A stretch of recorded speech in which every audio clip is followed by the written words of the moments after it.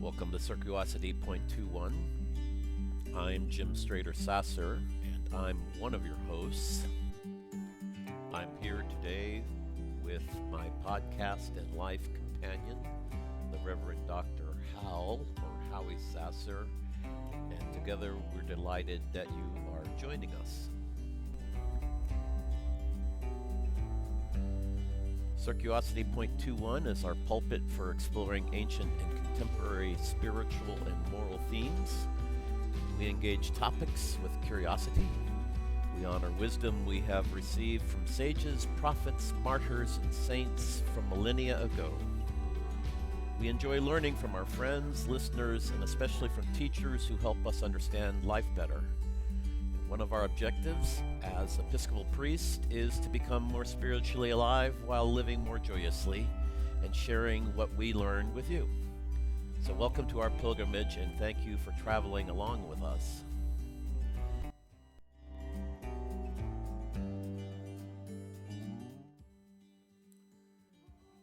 This is the 5th episode of our series on the Beatitudes in the 21st century.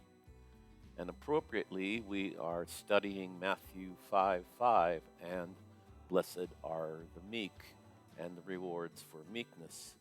We are especially grateful for the Canon Dr. Deirdre Good to be with us today, and we look forward to having our conversation with her and looking forward to hearing from you as well. So once again, thank you for being here and blessings as we begin.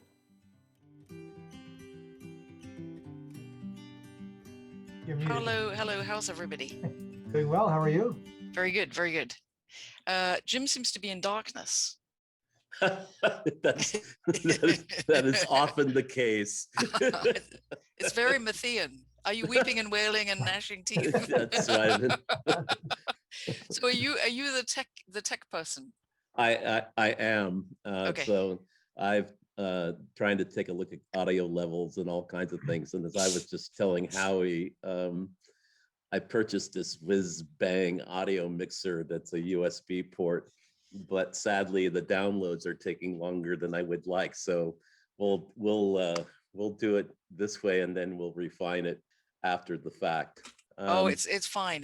You know, I do a podcast every week, as you know, for the diocese of Central Pennsylvania, and we are smart enough not to show anybody. Well, you know, given the current state of affairs in the world in which we live, transparency is sort of everything, right? Yeah, exactly. Howie, I haven't seen you, so I hope you're well. I'm doing well, thank you. Great. It's been a couple of years, I think, since. Yes, it has. It was Candle. Yes. Yeah, thank you very much for the opportunity again. This was just great. And you're at a different place now, aren't you? I'm at St. Thomas's in Newark, Delaware now. Welcome to episode 4 of CircuOsirty and our survey search through the Beatitudes. We're just really excited to have Deirdre Good with us today. And if you don't mind, is Deirdre okay? Can we refer to you that way? Or it's just a delight to have you to talk about meekness. And so I thought we might just start letting people know, a 30,000-foot flyby of who you are and how you came to be at this podcast this afternoon. Yes, hello everybody, and thank you so much, Howie and Jim, for, if I may call you that. Absolutely. Great. Thank you very much for inviting me to be part of this really interesting enterprise and to contribute to it. I'd like to see the whole thing when the whole thing is done. That'll be great. So I came to be here because I think of would it be true to say my work in Central Pennsylvania, in the Diocese of Central Pennsylvania? I think that's how I met both of you. Was that true? Yes. Yeah. So except, and I interrupt and I apologize, but you and I had a very brief encounter at Episcopal Divinity School back in 2000 or 2001, not long after you had written Jesus the Meek King. Right. Which was a blessing to me. Oh, that's sweet. So I was up at EDS where you were, right? Because you were working then at EDS. Is that right? Yeah. And was it several people came. I can't remember much about that event. It was a pretty small group. It was Yeah. maybe 20 to 30, some of us, and then some others from Weston Jesuit. I think and I remember Larry Wills. Yes. He's my New Yes. Testament colleague. Yeah, Yes. now at Brown University. Yeah, doing really well, by the way. He just published an introduction to the Apocrypha, 2 volumes. He is very prolific. So if you're interested in that, it's really good. It's really good. I mean, it's not everybody that can read 1 Enoch. So in lieu of reading 1 Enoch from cover to cover, just read the introduction that Larry Wills has written, and you'll read about the canonical book of the Ethiopic church. So anyway, so I guess that's our connection, Jim, going way back. So then I was at General with Robin Zoak. When Robin Zoak came to do, I think it was a STM or something like that at General Seminary. That is the root of my connection to this podcast, really. Okay. Because if it wasn't for Robin, I think I wouldn't have looked at working and teaching online for Central Pennsylvania. And then Howie, I think I came and gave a little talk, preached one Candlemas not long ago. Yes. It was Theological Education Sunday. Great little town. I'm curious how you came to be a New Testament scholar.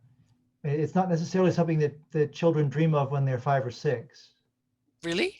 You don't know any children that So I was born in Kenya. My parents were missionaries. My father was a priest in the Church of Ireland. He and my mother worked for the Church Missionary Society, and they both spoke Swahili.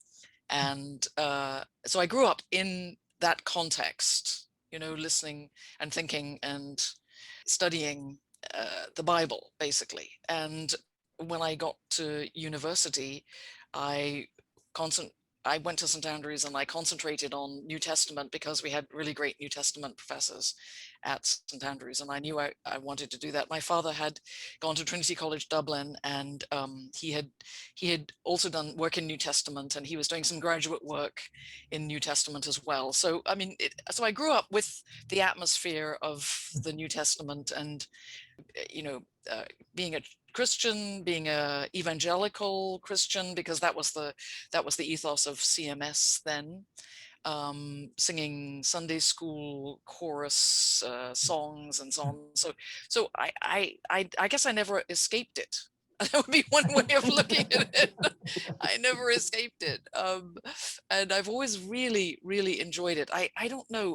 I'm teaching right now Greek and John's Gospel, 2 courses for the Diocese of Central Pennsylvania online. And it's just something wonderful to introduce Greek to people who want to use it in their ministries.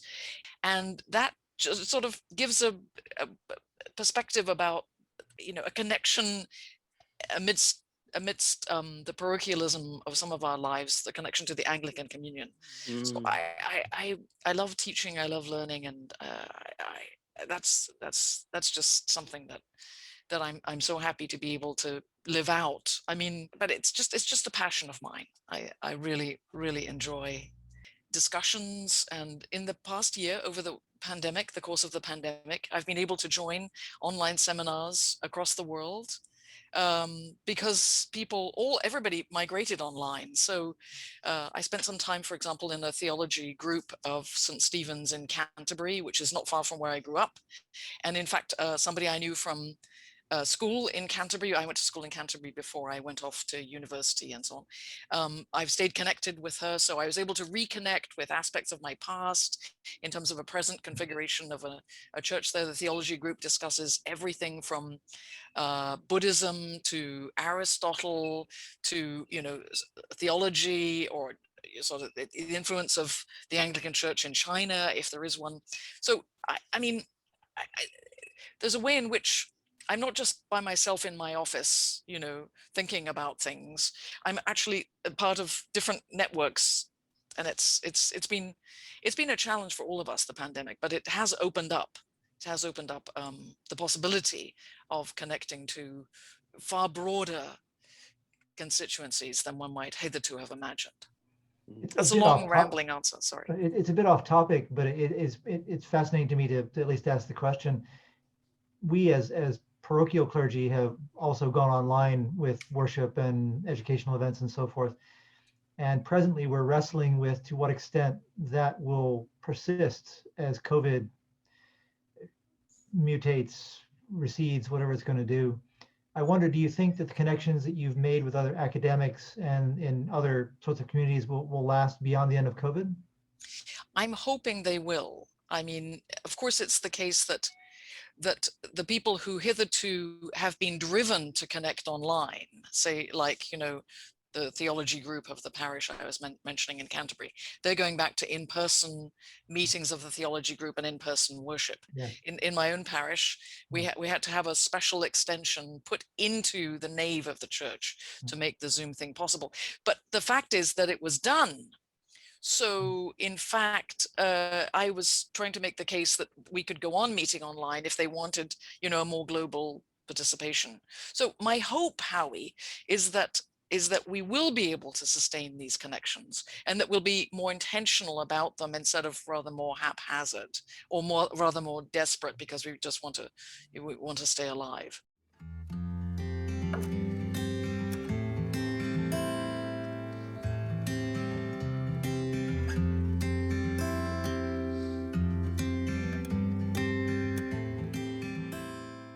You have spent a good deal of your work in the Gospel of Matthew and with Matthew's Jesus. And so I wonder if you would be willing to sort of survey, 4 or 5 themes in Matthew that you think are really pertinent as they relate to the Beatitudes and as they relate to blessing.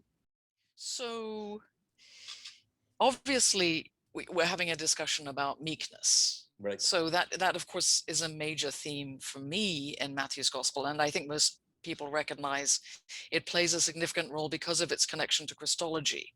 So in Matthew 11:26-8, when Jesus says, "Come to me, all you that labor and are heavy laden, for I will give you rest. Take my yoke upon you and learn from me, for I am meek and humble of heart," which the NRSV translates probably as gentle and humble of heart.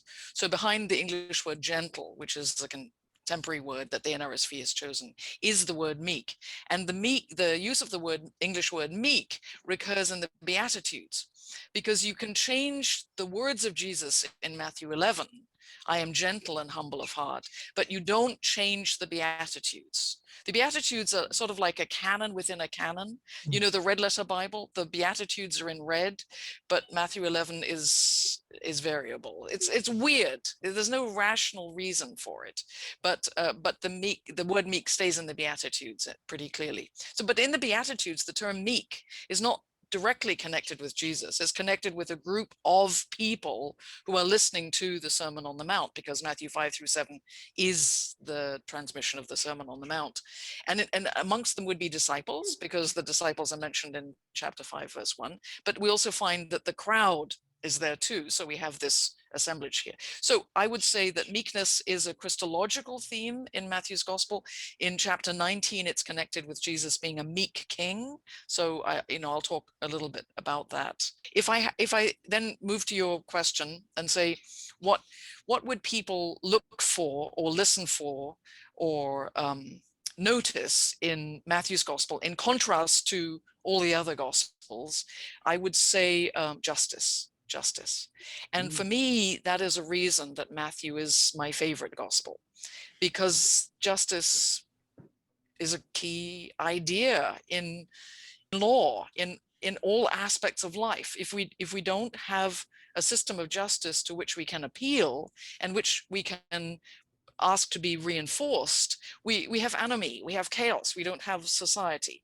So the specific iteration of justice in Matthew's Gospel is we can see it, first of all, when Joseph, Jesus' adoptive father, is described as a righteous person. In the beginning of the story of Jesus in Matthew's Gospel, Joseph is deciding that he's discovered Mary is pregnant, that he is going to divorce, and just do it very quietly, so there was no public humiliation and shame. And an angel appears to him and says, no, God has some ideas for you, the mother and the child, and so on. So what he is called in the text is Joseph, being a righteous man. And of course, that word dikaios, righteous, is connected to justice, because dike is the Greek word for justice. So every time we see righteousness in Matthew, whether it describes Joseph or whether it describes Jesus teaching, let your righteousness exceed that, Matthew 5:17, exceed that of the scribes and Pharisees. He's speaking to members of the Matthean community. So in other words, in the context of the Judaism of his day, scribes and Pharisees being the group that with whom he is in closest dialogue in Matthew's gospel, righteousness is the demonstration of the identity of Jesus' followers and the excessive, super righteousness. I call it perhaps better, the higher righteousness that Joseph demonstrates by going against his own judgment to divorce Mary and following the commands of the angel and taking the child and his mother and going to Egypt and saving the child, is the first iteration of what higher righteousness means in Matthew's gospel. So when Jesus says, let your righteousness exceed that of the scribes and Pharisees, it means don't just keep the law, right? But the intent of the law. And we can see this in the Sermon on the Mount, Matthew 5:21, you have heard that it was said to those of ancient times, don't murder. But I say to you, whoever murders shall be liable to judgment. But I say to you, don't even be angry, because anger leads to the desire to murder. This is higher righteousness. And all these categories in that part of chapter 5, whether it's committing adultery or whether it's divorce, it's not just keeping the law, it's going an extra step, and that is what higher righteousness is. So we can see that of Jesus himself in Matthew's gospel, who is the exemplar of righteousness. So that would be one theme that we can look for in Matthew's gospel. I would say then it connects us to the Judaisms of Matthew's gospel, that Jesus is unquestionably Jewish. I quoted Matthew 5:17, the reason that the scribes and Pharisees are in dialogue with Jesus in Matthew's gospel is that it's an intra-Jewish dialogue about what it means to keep the mitzvot, the commands. And Jesus is going that extra step in the Matthean community. So that would be one way of looking at Jesus in Matthew's gospel.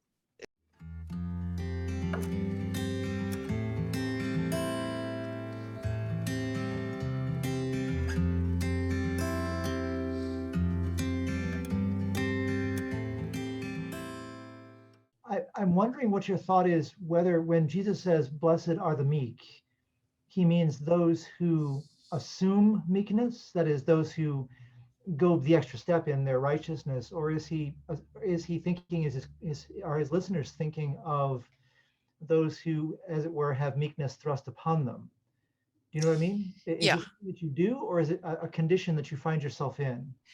I think it depends, Howie, on how you read the category of material here, because meek is one of a number of classes of persons identified as blessed, right?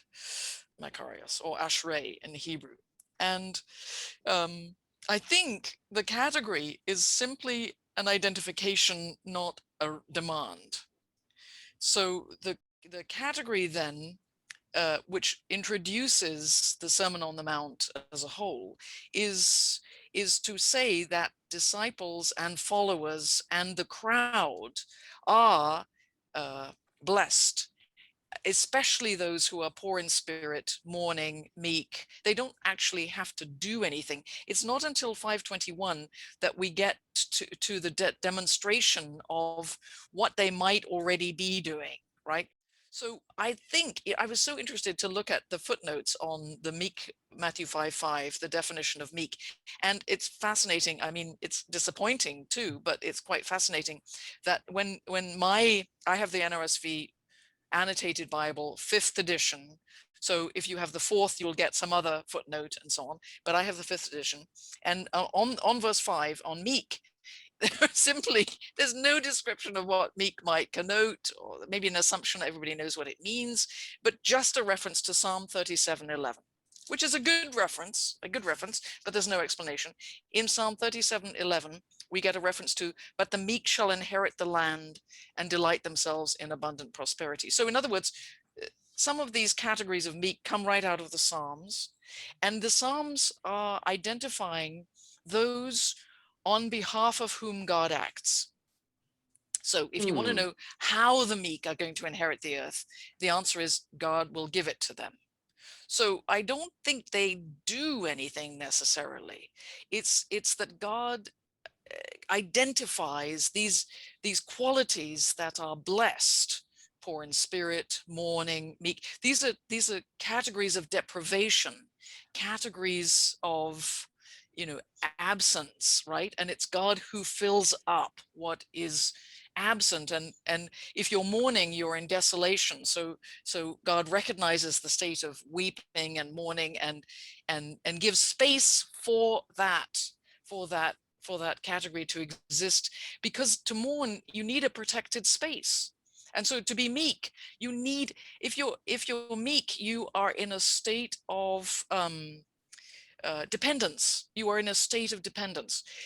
You are almost, you need protection. You need protection. And it is God through Jesus that is supplying the protection of the states of people here. One big contrast between Matthew and Luke is that blessings in the Hebrew scriptures and in Luke's gospel are accompanied by woes. You can't get blessings without woes. So you can get blessings apart from woes, as we see in Matthew's Sermon on the Mount here, because Matthew doesn't have Jesus speak woes until chapter 23. So between chapter 5 and 23, you've got the whole corpus, the whole body of the text. And the woes are only uttered when the opposition that is never apparent in chapter 5, never apparent in the Sermon on the Mount. The opposition emerges slowly in chapters 10, 11, and by chapter 23, the opposition is absolutely clear. And that's why the woes are then articulated by Jesus. Woe to you, scribes and Pharisees, who cross land and sea to make a single convert, but you make them twice a child of hell as yourselves, and so on. So I would say that there's light and dark in Matthew's gospel. There's a lot of weeping and wailing and gnashing of teeth. But at this section of the gospel, the categories of poor and deprived and dependent are blessed. They're held up, extolled, and cared for by Jesus in this gorgeous Sermon on the Mount in Matthew 5 through 7, which in some ways is, I think, the heart of the Christian tradition.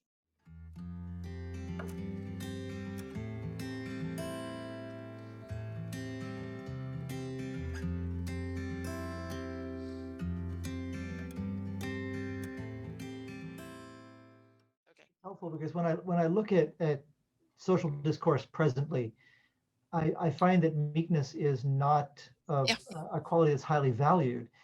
Is expressing any sort of social opinion about any issue is careful not to be meek or to be perceived as meek. I mean, the Capitol rioters were not meek. The Black Lives Matter protesters were not meek.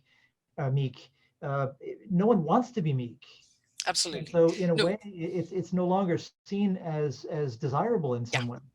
The English word meek is a critique. It's a critique. As you said, nobody wants to be identified as being meek. Whenever I talk about this, I always tell the story of taking the Staten Island ferry one day and being on the top deck where you got all the fresh air and the sea breeze, and the Staten Island ferry went to the Statue of Liberty and round and back. You know how it works. And on the top deck, lots and lots of people were assembled. It was a great summer's day. And in front of, no, was it behind me? Anyway, somewhere near me was a guy in a t-shirt, and he had those rolled up sleeves. And in the roll up sleeve was a pack of cigarettes. I don't remember those sorts of, anyway, manifestations. Anyway, he had an inscription on his t-shirt, and it said, "The meek are getting ready." So you see that now that's a different category of meek. And I think it sort of implied the meek are going to take over. And, they're tough. They're smoking cigarettes and they're not to be messed with. They've got bulging biceps and so on and so on. But in general, I must say that the category of meekness is not desirable at all. I think there's a place Howie, for more work on the history of the notion of meekness. I think that meekness manifests itself from time to time in, well, I've talked about it in what I've written as a disciplined calmness, a disciplined calmness.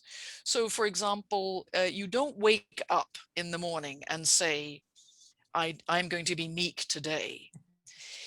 The discipline of meekness, the discipline calmness, is that meekness is a secondary attitude in response to something that has happened around you or to you, right?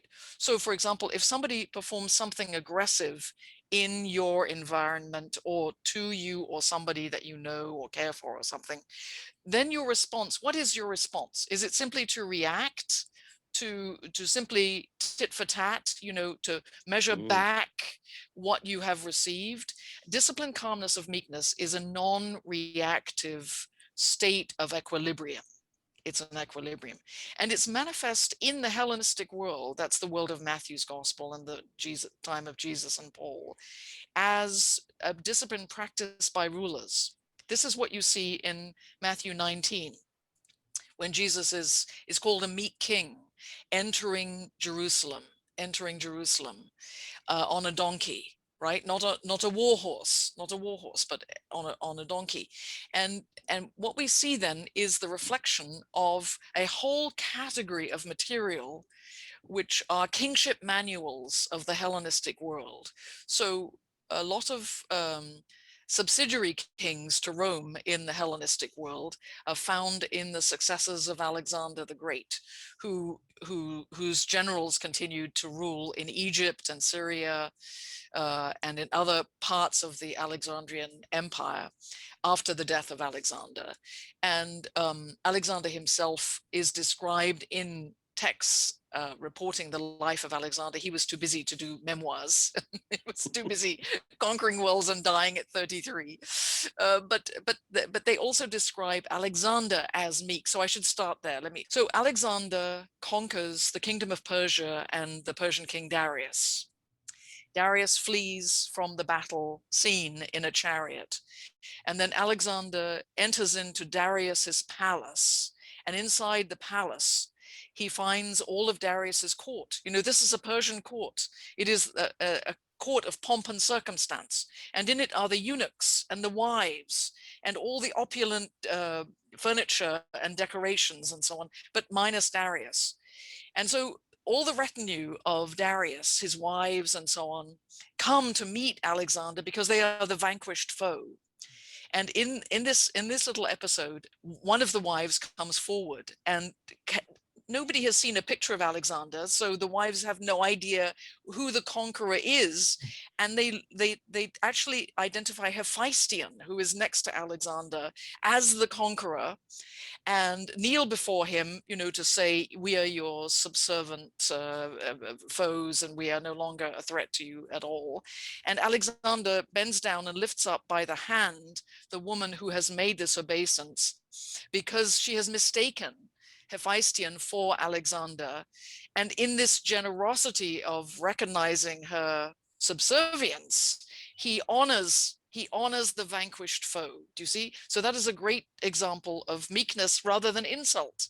I mean, a person of frailer ego would be insulted, would say, how can you possibly not know who I am? Right? I mean, there's only one me, and I don't care if Hephaestion's bigger, but it's so in these reports of Alexander, it's hard to imagine Alexander being meek. It's not the first thing that is in Oliver Stone's movie of Alexander the Great and so on. But this is a trait that passes into the Hellenistic kingship manuals, and that's why Jesus is called a meek king, a sort of indirect lineage through the Hellenistic kingship manuals. Because why is a king supposed to be meek? Because if you cannot control yourself, you cannot control the kingdom. You offered to us a wonderful historical resource of the Beatitudes Through the Ages by Rebecca Eckert, which is a tremendous book. So relative to meekness, she jots down, in his Republic, Plato described meekness as a quality not of the powerless, but the powerful. Yeah. Guardians, the rulers and protectors of the society, must be amiable, Praous, towards their own people, but intractable against their enemies. And then further on, she mentions Ignatius of Antioch adopted this understanding when he described the meekness of a bishop as a great power. So it's interesting to run that thread a bit further about how this word is going to migrate with its meaning along a historical timeline. And somewhere industrial age or post-industrial, it somehow now kind of pivots into a passive rather than active way of being. Exactly. And the question that I'm not the one to explore this, but there's a woman called Mary Lee Bailey, who's at the University of Oxford, who's working on a history of the term of meekness at the moment. Why has this term that describes the great soulness, the megalopsuchia, the magnanimity of rulers, why has this category fallen into desuetude? Why is nobody paying attention to it anymore? Because we don't value the quiet virtues like humility and meekness as categories of ruling classes. People are not called great because of their benevolence. They might be called great because they give a lot of money, right? Or they have a lot of money, but it's not the great spiritedness that identifies some ruler, unfortunately. So this will shed some light on the use of the English term meek as it translates what Plato is talking about, which is the Greek term praus, and praotes. And then the verb praonein, which is the word to train a horse, to discipline a horse or discipline an animal, right? But can also be used as in self-discipline, to discipline oneself into a non-reactive state. All of this plays a role in trying to understand the English word meek, and behind it the Greek word praes, the meek who will inherit the earth. That's a fairly rare word in the New Testament, is it not? Praes, I think. Meek. Praes, P-A-R-Y-S, the Greek term. I don't know that it rumbles around too very much in the New Testament. It does not. It does not. Yeah. But at least it's there. Yeah. We have this funny effect of the canonization. Because the New Testament is made authoritative by the canonization of the 27 books of the New Testament, then every term in it deserves attention. But at least, because of the authority of biblical material, there's still support for doing this kind of work. So it doesn't have a lot of traction in the rest of the New Testament. But as you quoted, it has a lot of traction from Plato onwards, and in the Hellenistic world, and it actually continues until Tyndale. Tyndale is quite comfortable with this notion of meekness as well. So I think it's only in the 19th century that the verb to meeken falls out of common parlance.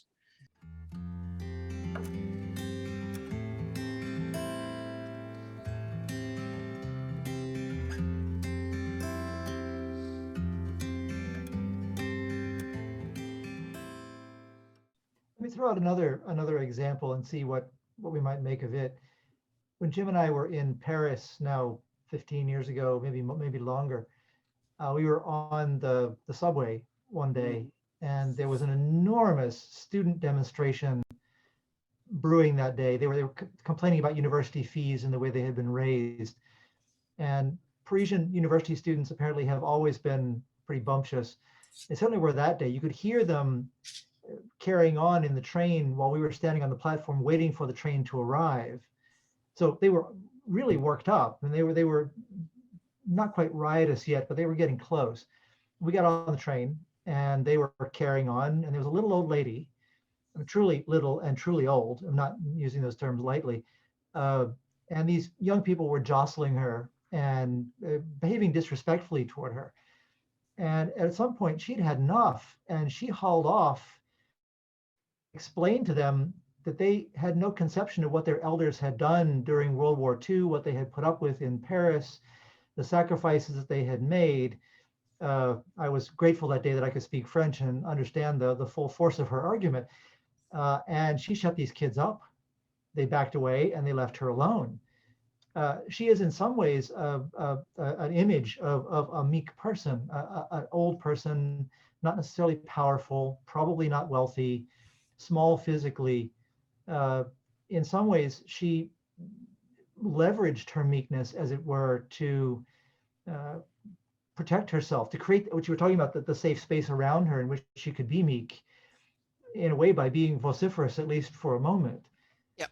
Is that in any way the idea that Jesus has in mind, or is it? Yeah, it's such an interesting example, Howie. I mean, if she's in the Paris metro, she's in the metro. Am I to imagine that's where we are? She is in the middle of a city that was occupied for years during the Second World War, right? So even if these young people around her who are jostling and not paying much attention to whoever else is in the carriage, the environment and the history of Paris, you know, which they may or may not likely have been taught in school about the occupation of France and Paris in particular, is living history. It's living history. It's in the memorials. It's in the Stolperstein. You know, in Germany they call them, you know, stones in the pavement, where you can read the stone that has been created with an inscription to say that here is where X died in the Second World War as a result of the occupation by the German forces. I'm not sure that they're in Paris as well, but there's a living history in Paris of repression, of deprivation, of a history that you can still see the effects of. I mean, this is, so I think what she had going for her, Howie, is that she was small and diminutive, but she represented part of a bigger history, right? That called for its present citizens to practice generosity and hospitality and respect, just sheer respect. I've been in streets in Germany when survivors of the Second World War, who were not connected with the Nazis, have taken over the sidewalk. And I went back to the place I was staying in Germany, and I said, what happened? You know, there was this elderly couple, and they just sort of marched down the middle of the sidewalk, and everybody scattered. What was that? They said, oh, no, it's a phenomenon. It's a well-known phenomenon. They survived the Second World War, and they've come through a lot, you know, and they're still together, and they're still alive, and they think they're entitled.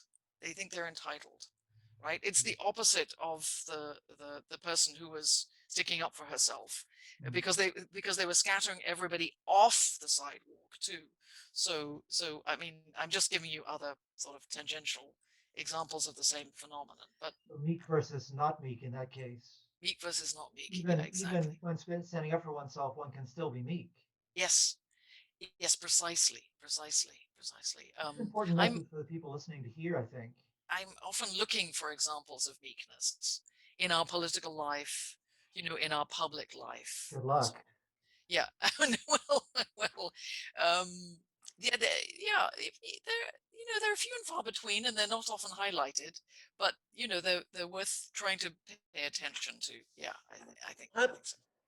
Let's go ahead and go there. I'm reminded of the representative, I believe, from Maryland, following the January 6th incident, whose son had committed suicide some days before, and they were in the process of doing that when the insurrection happened. And I remember him going to the floor of the House and not berating, not belittling, but simply stating the facts of his particular life, what it was like to be him.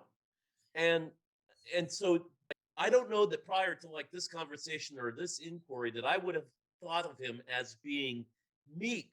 Yeah. That said, he has a position of authority. He does have a voice in the Congress, and yet he's also displaying a certain degree of vulnerability, courageous vulnerability, that it's not authoritarian in nature. It's just simply saying, these are the rules and responsibilities of what's happening, and I want you to know where I'm standing right now. Yeah. I think it's Raskin. Raskin is his name. Yeah.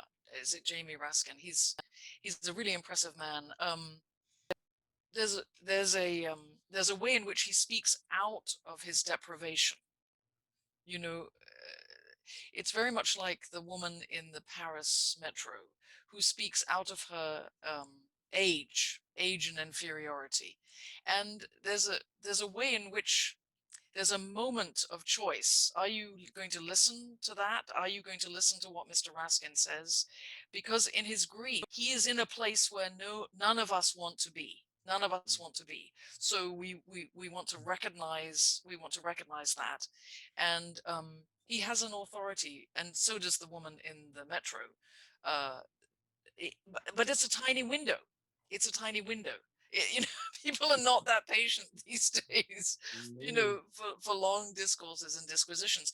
But what we see in the woman in the Paris metro is we see older people making a case for their existence, and we see Jamie Raskin making a case for the consequences of his loss, right? So it's got to do with the meaning of people's circumstances, I think.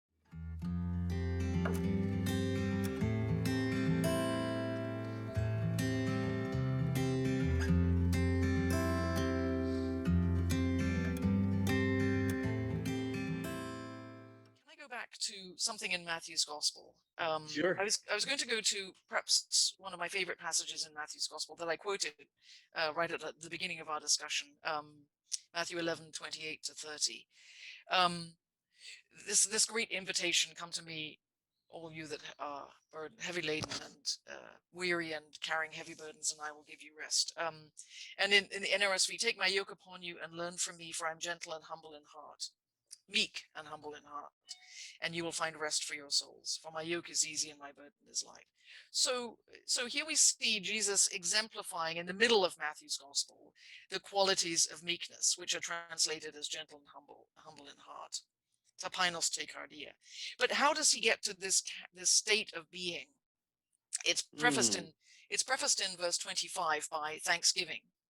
So one way by which he gets to this state is to I thank you, Father, Lord of heaven and earth, because you've hidden these things from the wise and the intelligent and revealed them to infants, and this is your gracious will. All things have been handed over to me by my Father. So there is a place of gratitude. There's much made of gratitude these days. Oprah talks about the gratitude attitude. And that is an entry point.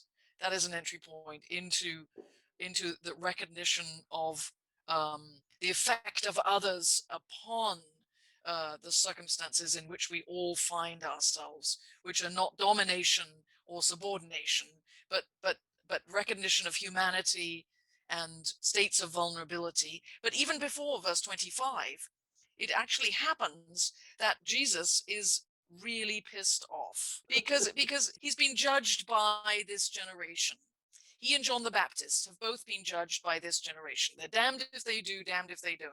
The Son of Man comes eating and drinking, and they say, look, a glutton and a drunkard. But John the Baptist comes and he is, in a state of deprivation. He only eats locust and honey. And they say, he's crazy. The Son of Man's eating and drinking, and they say, he's crazy. So damned if you do, damned if you don't. So he's really miffed about the judgment of this generation on the two of them.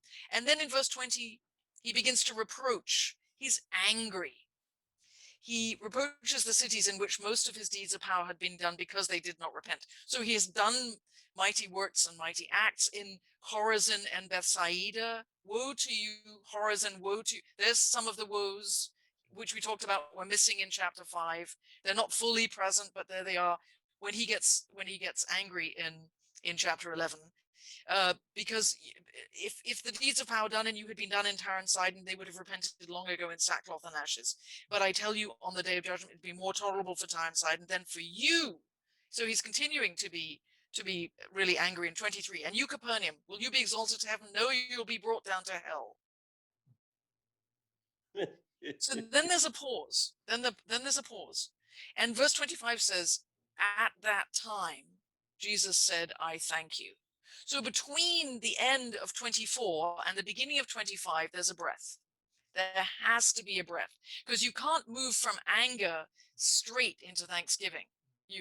I don't think it's not quite a human trait to do that.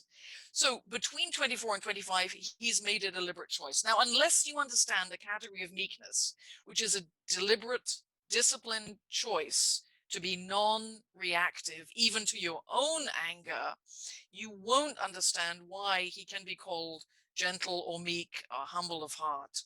And it's the thanksgiving, the gratitude to God that makes the way for this category of meekness. So so I think we can see in chapter 11, and this isn't usually discussed in commentaries on chapter 11, because it's what's between the lines. And most of the time commentaries are simply telling you, the order of material, or the sequence of words, or, categories of speech or something like that. But if you see meekness in your mind before, remember we were trying to look for traits of meekness in public life and political life and so on. If you know that there's a tendency or even a demonstration of anger, but then it switches because there's been an intentional choice to express gratitude, that's the entryway into being meek and humble of heart.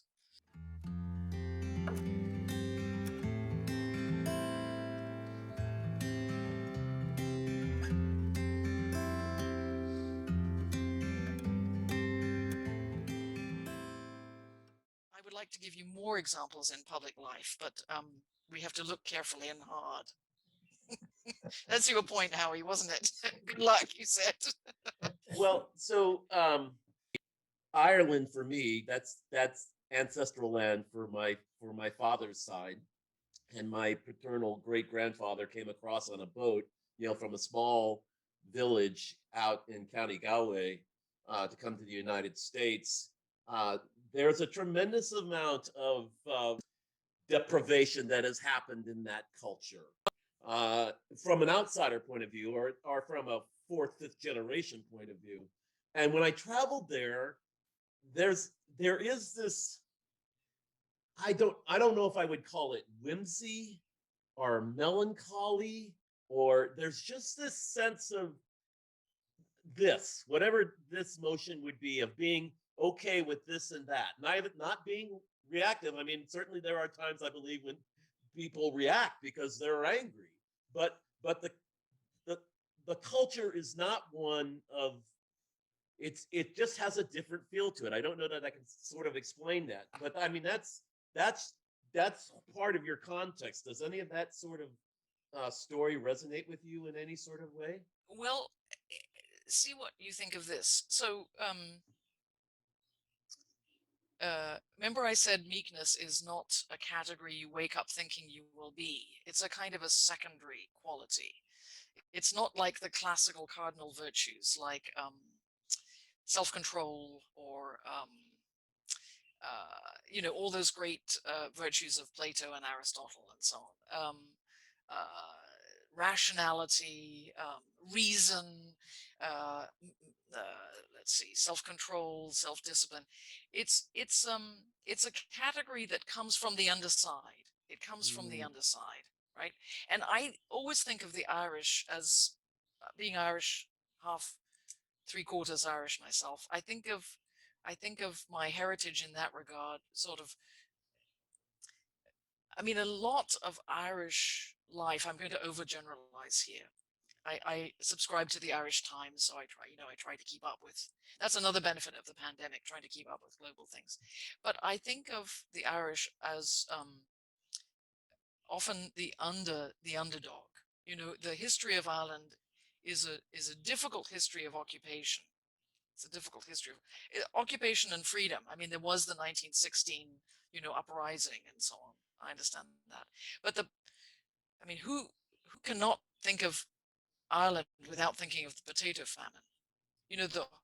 The way in which the country was deprived of food.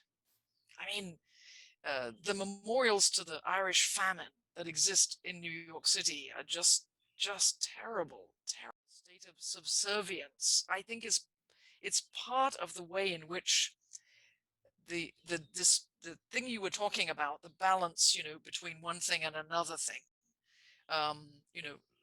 not being too much one way or the other, because that's what this motion of seesaw kind of implies, comes out of a state of always being affected by the surrounding powers. And so that connects with meekness, because meekness is the quality of the underclass, the slaves, the subservient. Yeah, and it's not a cardinal virtue. Yes, I think so. I'll just add a little quick story, and then I know Howie's got another question. But not on the trip that Howie and I went on, but I went over to offer a paper at Trinity College. I decided to get an Airbnb for the night, which I was able to secure, but I couldn't check in till like 7:30 that night, and it was 10 o'clock in the morning. And I really didn't want to hang out at the airport, so of course I went to a pub for a while. But I had a huge suitcase, and then that kind of got old because I may be Irish, but I don't drink a whole lot of beer at 2:30 in the afternoon. So I went out and just kind of hung out in a park that was close by where this apartment was. And there was a gentleman walking his dog, the park, and he looked at me and he came over and he goes, here's my worst Irish accent. What are you doing here? I'm waiting for an apartment that's not available. He goes, well, you can't be sitting in the park.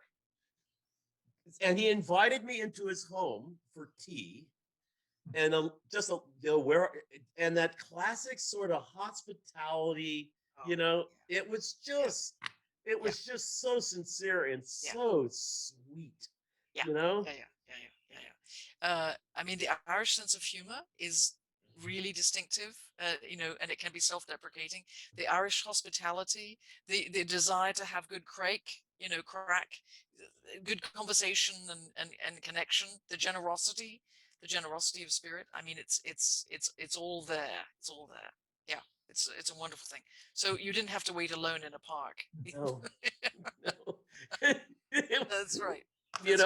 But I thought about it in how many American parks, if there was somebody sitting with their suitcase, especially if they were a person of color or if they weren't properly clad or whatever however we would describe that, how many people would actually reach out to that person and say, come to my home for tea?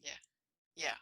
I mean, you couldn't do it if you were a woman, for example. You might be misconstrued and so on. So there are certain circumstances under which it works.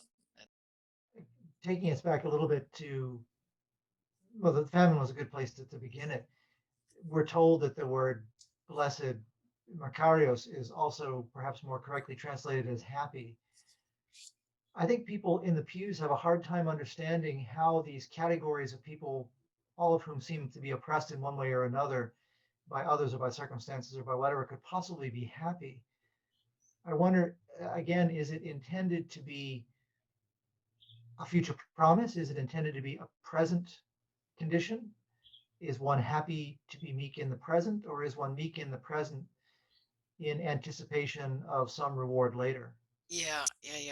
I think it's just an identification of categories of people that exist. It's not an invitation to do anything. It's a recognition of deprivation, poor in spirit. Blessed are the poor in spirit. They are not full of religious attitude. They are not full of economic sustainability. The mourn are those who mourn are those who have lost.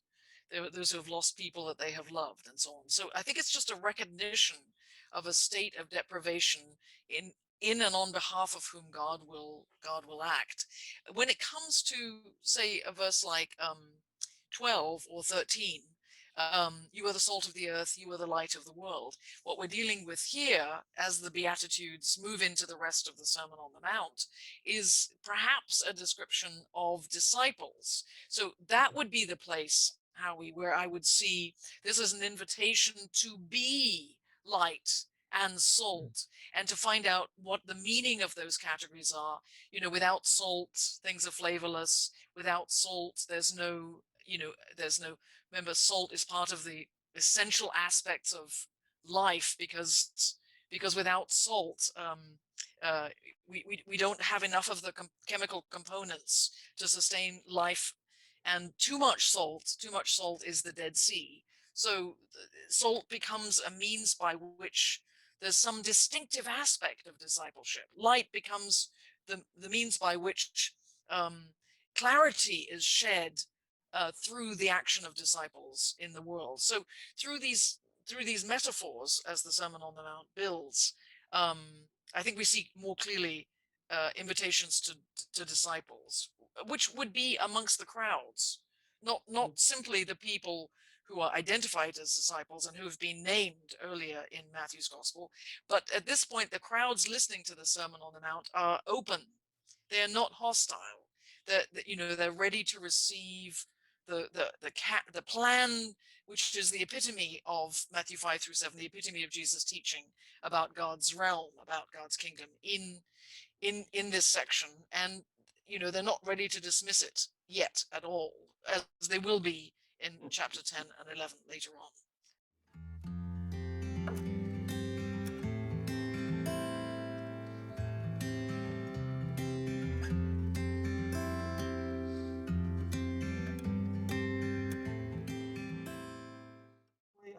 Are the meek happy?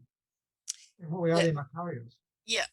Well, you see, it was you that introduced the possibility that this was a reasonable translation. I mean, I think happy in English, I'm not opposed to trying to get to Makarioi by various means, because blessed may be too arcane and maybe archaic. I'm quite prepared to have a discussion about what alternatives there might be. And I've seen, for example, congratulations, Right.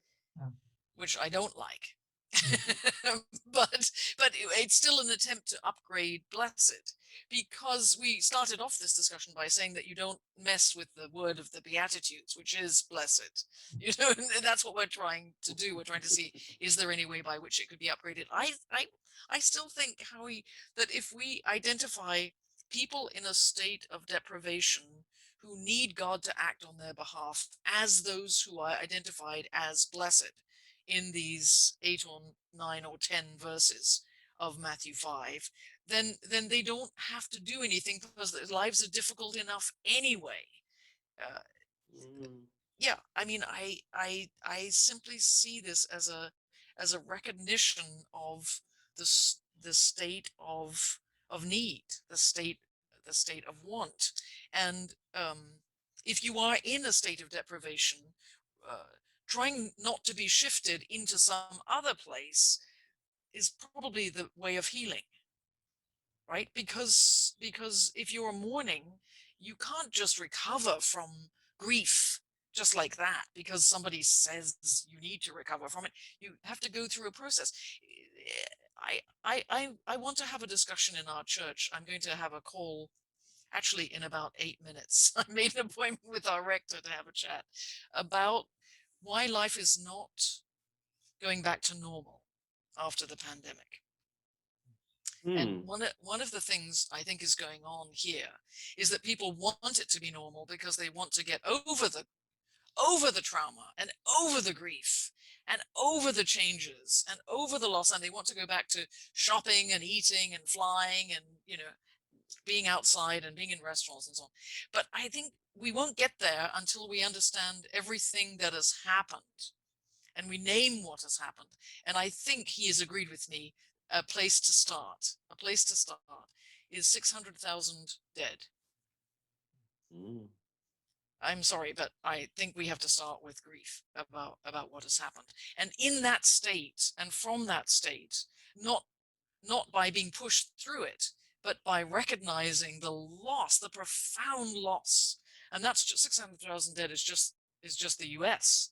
The global effect of the loss of life is something we have to start off recognizing. So making place for that. Yeah.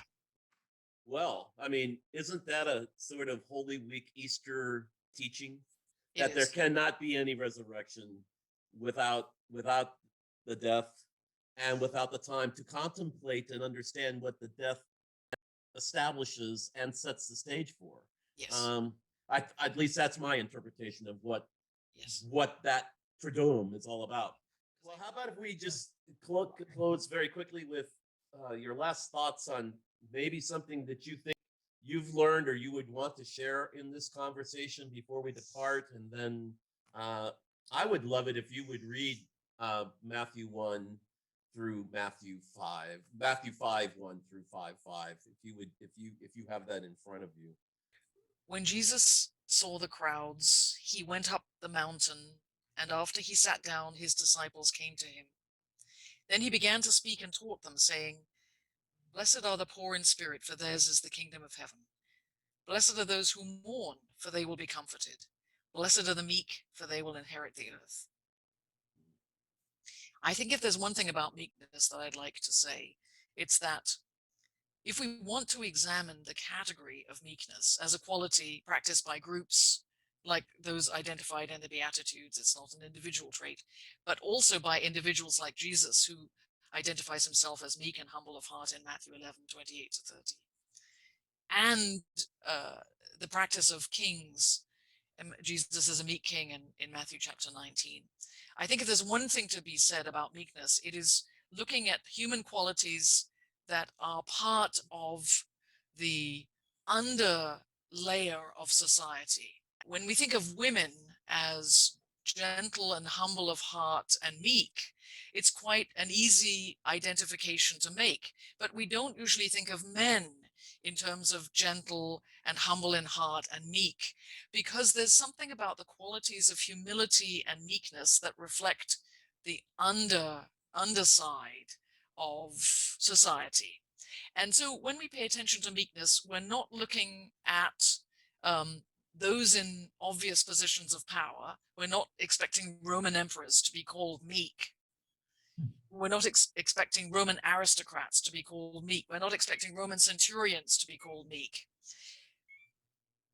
By highlighting the term meekness, we look at the underclass, we look at the lower echelons of society, and that is something that we haven't done enough, and we're going to do much more of in the days and weeks and months to come.